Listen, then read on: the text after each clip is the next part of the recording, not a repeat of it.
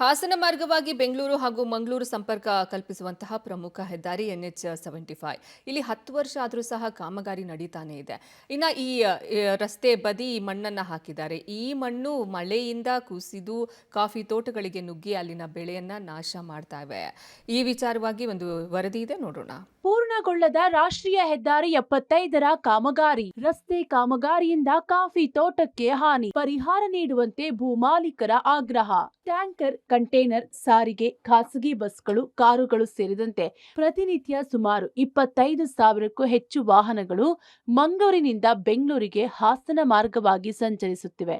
ಆದರೆ ರಾಷ್ಟ್ರೀಯ ಹೆದ್ದಾರಿ ಪ್ರಾಧಿಕಾರ ಗುತ್ತಿಗೆದಾರನ ನಿರ್ಲಕ್ಷ್ಯವೋ ಅಥವಾ ಜನಪ್ರತಿನಿಧಿಗಳ ಬೇಜವಾಬ್ದಾರಿಯೋ ಕಳೆದ 10 ವರ್ಷಗಳಿಂದ 60 ಕಿಲೋಮೀಟರ್ ಚತುಷ್ಪಥ ರಸ್ತೆ ಕಾಮಗಾರಿ ನಡೆಯುತ್ತಲೇ ಇದೆ. ಪ್ರತಿ ವರ್ಷ ಮಳೆಗಾಲದಲ್ಲಿ ಭೂ ಕುಸಿತವಾದ್ರೆ ಬೇಸಿಗೆಯಲ್ಲಿ ಧೂಳುಮಯವಾಗುತ್ತದೆ.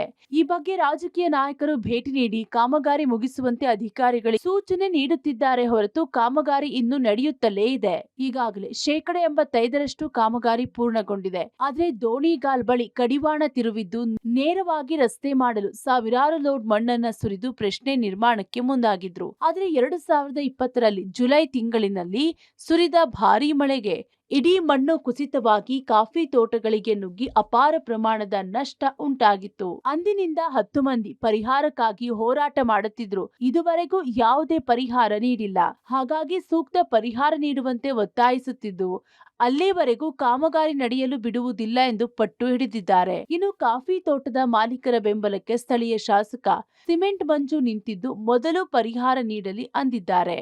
ರೋಡ್ಸ್ ಕನ್ಸ್ಟ್ರಕ್ಷನ್ ಸ್ಟಾರ್ಟ್ ಮಾಡಿದ್ರು, ಅವಾಗಿಂದ ನಮ್ಮ ಪ್ರಾಪರ್ಟಿಗಳಿಗೆಲ್ಲ ಪ್ರಾಬ್ಲಮ್ ಆಗ್ತಾ ಇದೆ. ಬ್ಲಾಸ್ಟ್ ಆಗಿ ಫುಲ್ಲು ಒಂದು 20ರಿಂದ 25 ಎಕರೆ ಜಮೀನು ಫುಲ್ ಹೋಗಿದೆ. ಯಾವುದೇ ರೀತಿ ಸಿಂಗಲ್ ಅಮೌಂಟ್ ಯಾರಿಗೂ ಪರಿಹಾರ ಅಂತ ಬಂದಿಲ್ಲ. ಅಕ್ವಸಿಷನ್ ಮಾಡ್ಕೊಂಡಿದ್ದಾರೆ, ಅದು ಕರೆಕ್ಟಾಗಿ ಯಾವುದು ಲ್ಯಾಂಡ್ ಅಕ್ವಸಿಷನ್ ಕರೆಕ್ಟಾಗಿ ಮಾಡಿಲ್ಲ. ಅವರು ಯಾವುದೇ ರೀತಿ ಒಂದು ಸಿಂಗಲ್ ಅಮೌಂಟ್ ಯಾರಿಗೂ ಯಾವ ರೈತರಿಗೂ ಪರಿಹಾರ ಕೊಟ್ಟಿಲ್ಲ. ಎಲ್ಲರಿಗೂ ತುಂಬಾ ಕಷ್ಟ ಆಗಿದೆ. ಆ ಲ್ಯಾಂಡ್ ಅಲ್ಲಿ ಏನೂ ಬೆಳೆಯಕ್ಕಾಗಲ್ಲ. ಯಾವುದೇ ರೀತಿ ಸಪೋರ್ಟ್ ಮಾಡ್ತಾ ಇಲ್ಲ ಅವರು. ಬಟ್ ಆದಷ್ಟು ನಮಗೆ ಪರಿಹಾರ ಕೊಟ್ಟು ಮಾಡ್ಕೊಂಡು ಹೋದ್ರೆ ನಾವು ಏನ್ DPR ಇತ್ತು ಅಲ್ಲೂ ಮಾಡಕ್ ಬಿಡ್ತೀವಿ ನಾವು.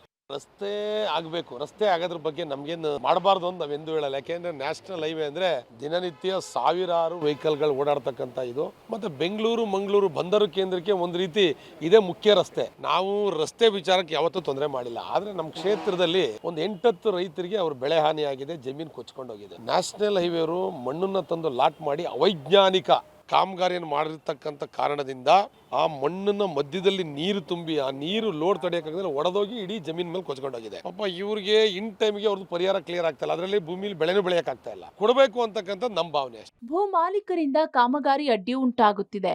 ಇದು ತಾರಕಕ್ಕೇರಿ ರಂಜನ್ ಎಂಬ ಸಿಬ್ಬಂದಿ ಮೇಲೆ ಹಲ್ಲೆ ಮಾಡಿದ್ದು FIR ಕೂಡ ದಾಖಲಾಗಿದೆ. ಅದರಿಂದ NH75ರ ದೋಣಿಗಾಲ್ ವಿಭಾಗದ ಕಾಮಗಾರಿಯನ್ನ ತ್ವರಿತವಾಗಿ ಪೂರ್ಣಗೊಳಿಸಲು ಪೊಲೀಸ್ ರಕ್ಷಣೆ ಒದಗಿಸುವಂತೆ ರಾಷ್ಟ್ರೀಯ ಹೆದ್ದಾರಿ ಪ್ರಾಧಿಕಾರದ ಯೋಜನಾ ನಿರ್ದೇಶಕರು ಅಧಿಕಾರಿಗಳಿಗೆ ಪತ್ರ ಬರೆದಿದ್ದಾರೆ. 840 ಮೀಟರ್ ಸ್ಟ್ರೆಚ್ ಏನಿದೆ ಅದು ಬಾಕಿ ಇತ್ತು.